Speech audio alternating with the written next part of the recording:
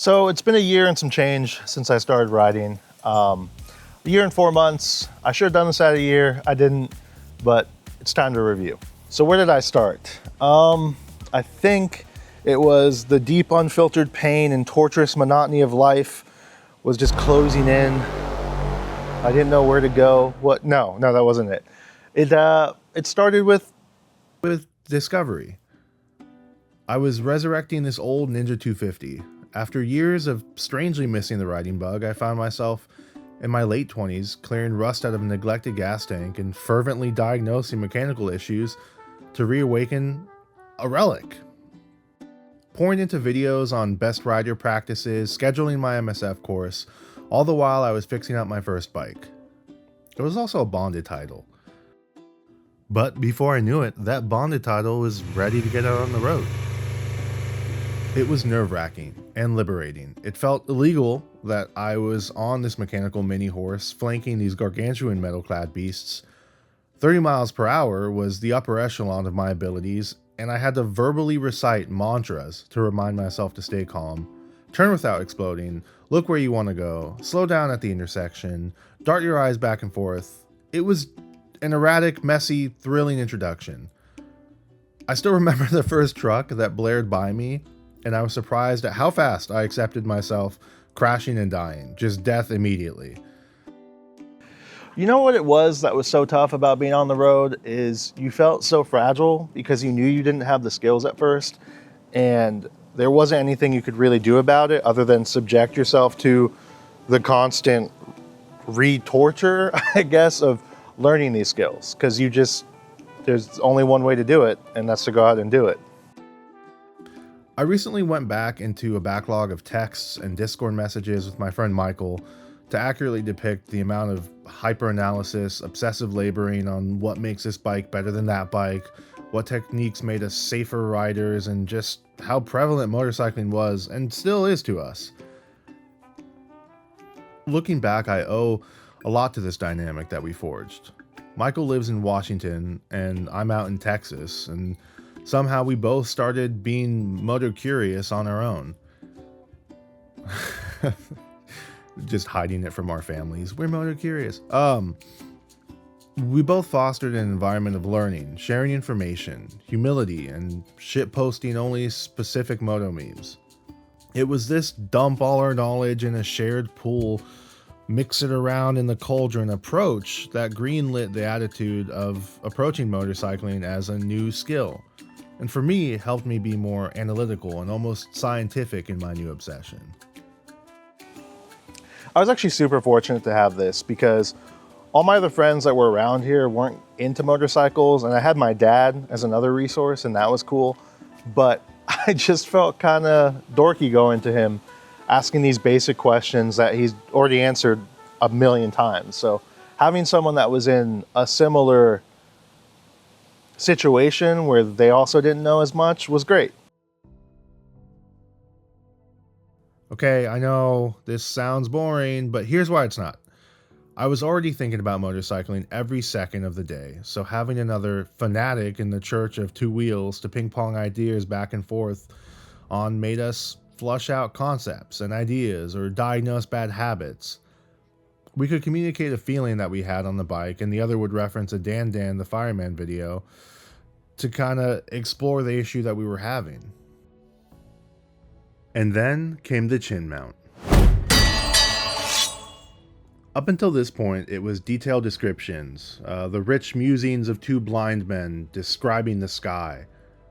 With the helmet mount, I could solve two problems. One, how do I show insurance who's at fault when an Altima inevitably turns my peaceful ride into a destructive derby, sending me into human crayon mode at 50 miles per hour? And two, how can I make sure I'm improving?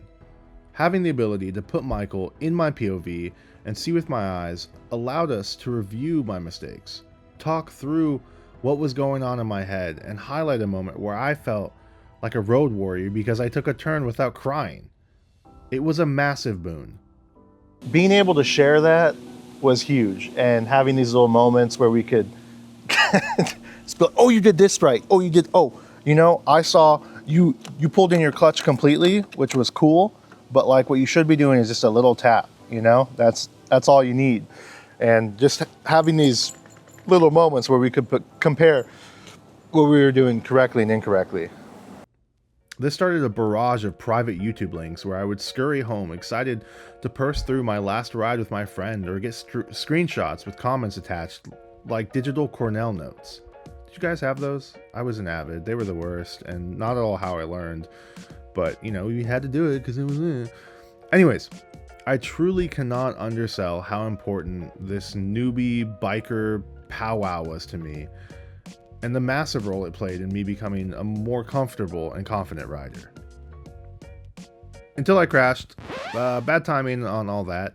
Yeah, this crash marked me for a little bit. And I had a few friends that rode that kind of made fun of me for a little bit, which was warranted. And I think they were more worried than anything. But crashing does not feel good. It doesn't make you feel like you know what you're doing.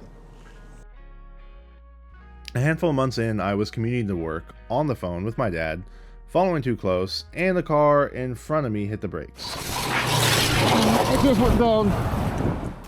So here's the deal.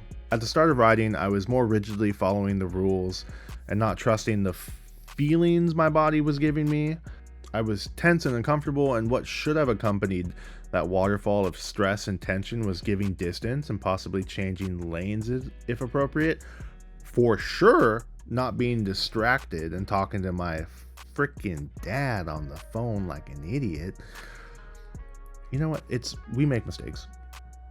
What I did instead was panic brake a whole handful of front brake, never even think about touching my rear brake, and dump my bike going 45 miles an hour. A quick roll and a slide on the back kept my helmet from ever hitting, and my gear did its job. I was heavy breathing like I was staring at a burger and fries, but my body was just dumping adrenaline. So much so that this woman was calling out to me.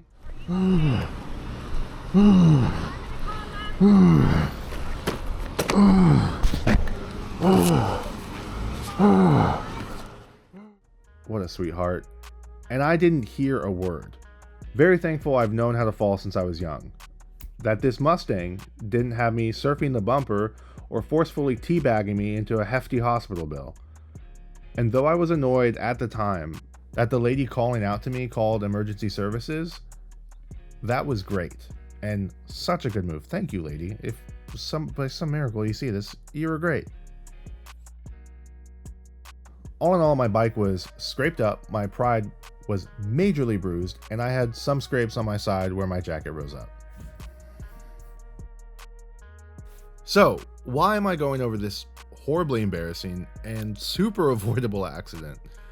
It's just so avoidable, it bothers me. I've harbored a deep resentment and insecurity that I started riding too late in life. And I was beating myself up on that over and over and over. I think the main thing is I'd viewed riding as too risky for so long, and I didn't want to take risks. This wreck solidified that, but not in a way of reinforcing my past fears of motorcycling, rather in the way of being grateful that a younger, dumber me didn't strap myself to a 1000cc piss missile too early and forcefully insert myself into a brick wall or a freeway divider going 164 miles per hour. This could have gone poorly, and it wasn't optimal, but it was a stark reminder that this is potentially dangerous, and if I want to keep riding and I want to do that long term, then I have to make safety paramount. Now, am I saying I never speed or do a little pull? Yes, I am. I always follow the law. You know what? I realized I don't think I fully learned this lesson because there was even a friend that called me the other day and we were on the phone and two cars had kind of stopped next to me. They hadn't stopped, but they were blocking my vision, and then someone turned out in front of them and I wasn't paying attention because I was on a call. And which I think if you keep a call under 30 seconds, you're good to be like, hey, I'm on the bike, what's going on? But for me, I don't think I can handle more than that. And it was very sketchy. And I realized that the feeling that this crash gave me came rushing back in, and it was a good, hey, don't be an idiot. You're on a bike, pay attention. What I'm trying to get at is the sheer level of embarrassment of this had been hanging on me and supercharged my progress even more. I became more patient, observant, trusting of my instincts, cautious if I felt even a little bit off. The reality is, I thought I was a fool, and internally branded myself as a bad motorcyclist, which, I mean, at the time might have been true. That belief fueled me to correct habits, take my time, research best practices, and improve dramatically. Even now, my brain goes through the rationalization of, I didn't know yet how to properly emergency brake, I was tired, I was distracted, I didn't trust myself. And I think that's good.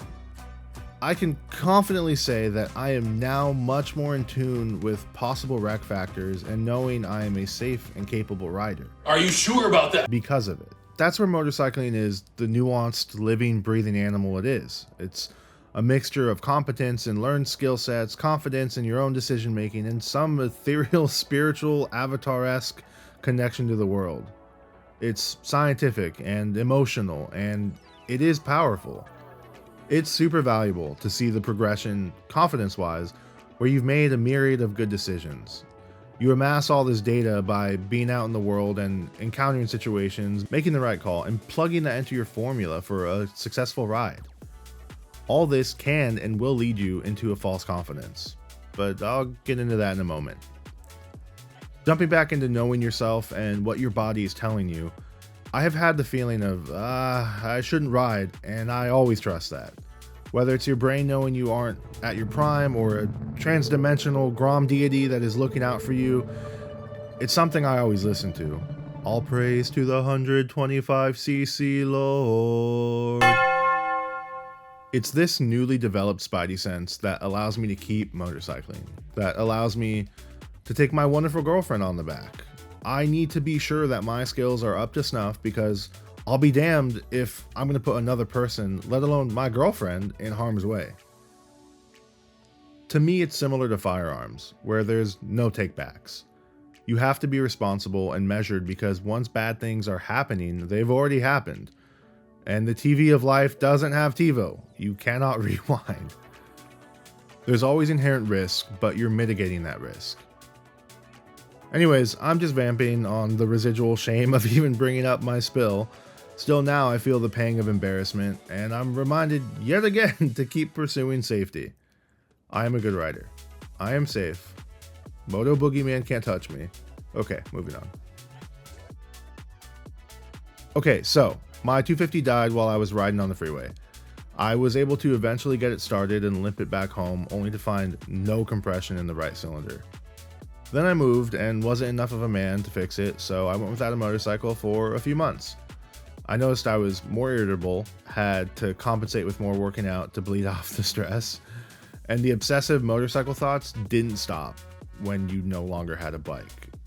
I thought it would just be like, oh, I don't have a bike, I go back to normal life. Nope, you're still thinking about motorcycles. Eventually, I bought this 2008 FJR 1300, the ultimate dad bike. Here it is, all its glory. Ain't she pretty? Oh, I think that now. Visually, it left something to be desired, but my brain does take time to acclimate to things. I know what you're thinking. A 250 making 33 horsepower and 18 foot-pounds of torque to a 1300 pushing 145 horsepower and a nasty 105 foot-pounds of torque. Who thought this was a good idea? I'm glad you asked. My dad, who has been riding for 40 plus years, directed me towards this or a VFR 1200. I'm a stockier guy, and when I was looking at 600 sports bikes, my father informed me I was too big, and more importantly, that I would go down if I got one of those. He said larger sports touring bikes would be more comfortable and afford me more power, but not, the spindly, crazy, crackhead power of a sports bike, which I was not capable of handling. Heeding his advice and wanting to get a bike that would facilitate easier highway riding and skill improvements, I used his criteria. After a few truly horror show listings, I don't understand how people think they're going to sell these bikes. It's crazy.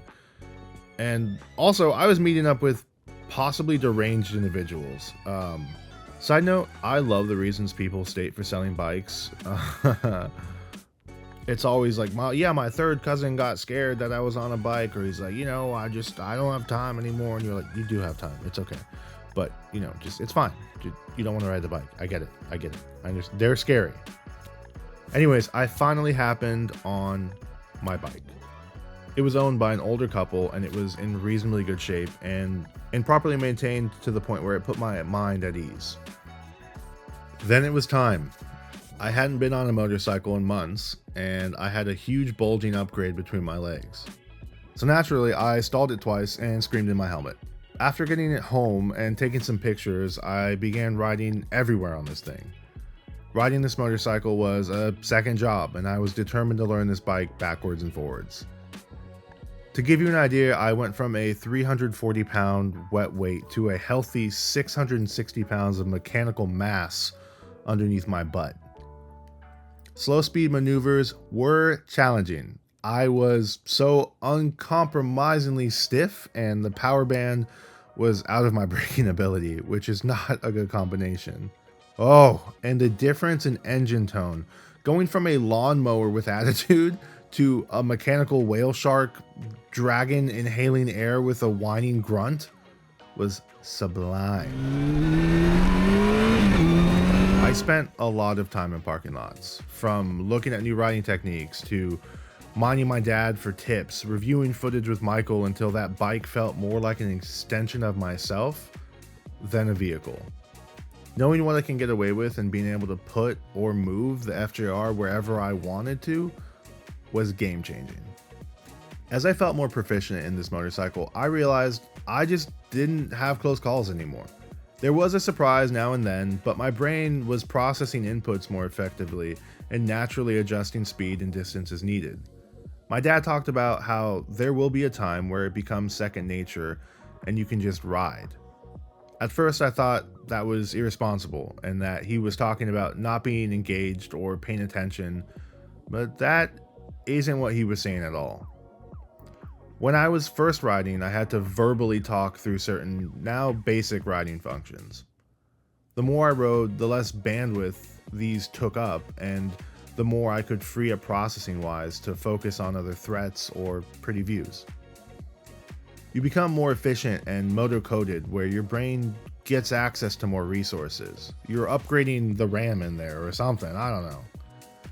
Without sounding like a 25-year-old incel that just bought a fedora and a samurai sword, the lines begin to blur between thinking and feeling, born anew into a symbiotic street cyborg.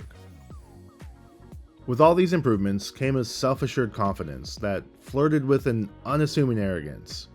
It's a line I think everyone toes with motorcycles. People have said, your bike is always trying to kill you, ride within your means, and a bunch of other phrases that boil down to the same thing. You get a cruel concoction of recency bias and a dash of invincibility on a bike. You're always wary, but it lulls you into an expected pattern, and that's where you're the most at risk. Oh my gosh, this one is like so important for me, where I think you just get lulled into this sense, and I have to combat that a lot for me personally, because it's just something where you're like, oh, I can do this now, I have confidence, and then you got to pull it back over and over and over. And it sounds tedious and horrible and not fun, but I think it's actually a really good thing. And I don't know, it keeps you on your toes. Like, that's part of the reason why I love this thing. It's for my job, I like when things change and augment, and I have to learn new things. And with this, you're always learning, or you're fucking up and getting hurt. One of the two. Pick. Let me paint a picture. You're taking the same turn you go through every day on your commute. It's perfectly paved. You can rev your bike to that angelic tone at 9,000 RPMs before you downshift and hear your exhaust pop and crack. The engine braking slows you just enough as you trust fall into the corner and the road encroaches. The feeling of perfectly being suspended washes over your shoulders. Your eyes flick forward and back as you hit the apex and your frame straightens and lifts. The road is clear and your hands and feet accelerate and kick you into third.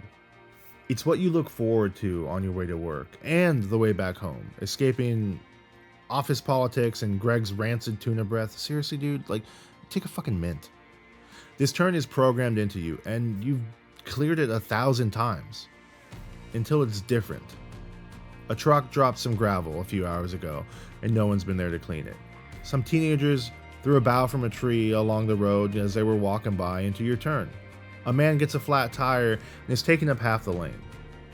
If you are trusting that that turn is the same turn you've taken this morning, that's when you don't have the reaction to quickly brake and bleed off speed so you can dive deeper into the turn and miss that car blocking traffic.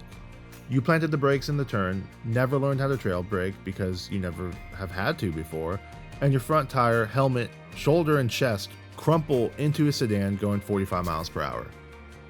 You didn't scan for that piece of wood in the road and were super surprised when you hit at an angle and you saw your bike low side and get flipped over the curb like a toy. The danger is in the complacency. It's what I love about motorcycling. The augmenting, adding skills that you may never need for situations you doubt will ever occur, staving off that sedated thinking that caused me to wreck. Again, this crash was a good thing. It had to happen, well, obviously, because I didn't have the skills, but I think long term, I'm gonna be thankful for it. I am now, but I think even more so. Yeah. The learning never stops, and the data keeps trickling in. But it's been a year or more of resounding successes, brutal mistakes, quiet reflections, therapeutic sunsets, knowing your bike so well a few PSI off and the tire decimates your road feel, scaring yourself on a piece of freeway that would make Mad Max blush, darting an hour north just to try a small town burger with your girlfriend, understanding that life is to be lived, and just falling in love with motorcycling along the way. So I went through this whole year and I totally forgot that I owned this, a 2008 Royal Enfield Bullet Electra. And it was horrifying. It had terrible brakes, it burned me, and it was a lesson. A lesson to not own this bike. Before I wrap up, riding alone or with my girlfriend on the back has secretly been my favorite. When I first began, I thought I'd be going to bike meets and riding with these large groups of bikers, but I found community in small little pockets. In clip reviews, forum posts encouraging new riders, random rides with strangers, friends inquiring about motorcycles. When I've ridden with groups of motorcyclists, it's been a song and dance of gauging if they value the same core tenets of riding. Do they want to stay safe? Are they obsessed with finding some twists and leaning the bike over? Do they want to be riding for a long time? Or are they just trying to hit 174 in a straight line to post on Instagram? I'm sure I'll find more people to ride near me, but for now I've been super fortunate to be able to compare with Michael in Washington, ask questions with my dad, talk anything and everything off-road with my buddy John in California. Motorcyclists are passionate, obsessive nerds that are all consumed by the next ride. In such a short time, I put 2,000 miles on my Ninja, and in no time at all, I've put 8,000 miles on the FJR. I'm an addict and a student. I've been satiated and hungered by this great hobby, a place to escape, and a conviction to be better. I can't wait to see where it leads me. Thanks for your time. Stay safe. Bye.